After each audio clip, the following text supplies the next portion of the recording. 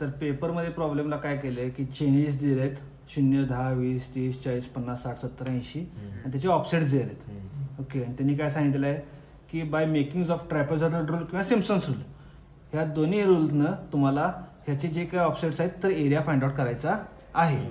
Okay, तर ट्रॅपेझॉइडलचा formula काय आहे आपला? Trapezoidal rule area is equal to common distance by 2.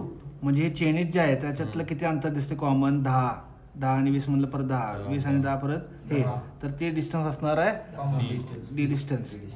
त्यानंतर first ordinate plus last ordinate म्हणजे हे आणि हे plus 2 into sum of remaining all ordinates bracket complete. आता इथे व्हॅल्यू सबस्टिट्यूट करा. 10 कॉमन डिस्टन्स आहे भागिले 2. फर्स्ट ऑर्डिनेट किती आहे? 6.15 plus 7.65 plus 2 into sum of remaining 10.92 plus 9.03 plus 11.58 plus 14.22 plus 12.33 plus 9.72 plus 10.32 complete 32 आहे. 9.2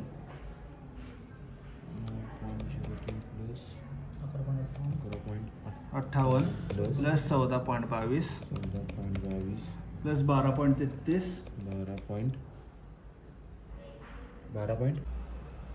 850.2 unit square.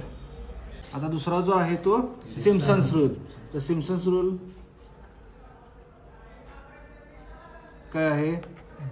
Area is equal to common distance by 3 म्हणजे परत किती येणार? 10 bracket curly bracket first ordinate plus last ordinate plus 4 into sum of even ordinates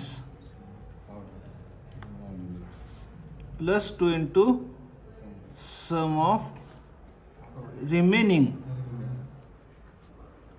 odd ordinates curly bracket complete.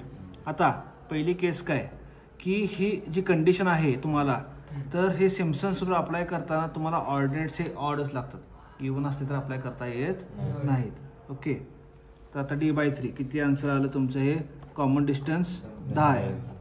First ordinate 6.15 last ordinate 7.65 plus 4 into bracket आता सम of even.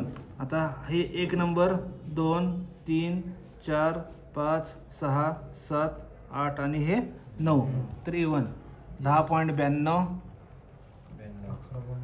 11.58 अधिक 12.33 अधिक 10.32 plus 2 into remaining. आता पहिला आणि शेवटचं सोडून हे 9.03 14.22 अधिक 9.72 ब्रॅकेट कंप्लीट.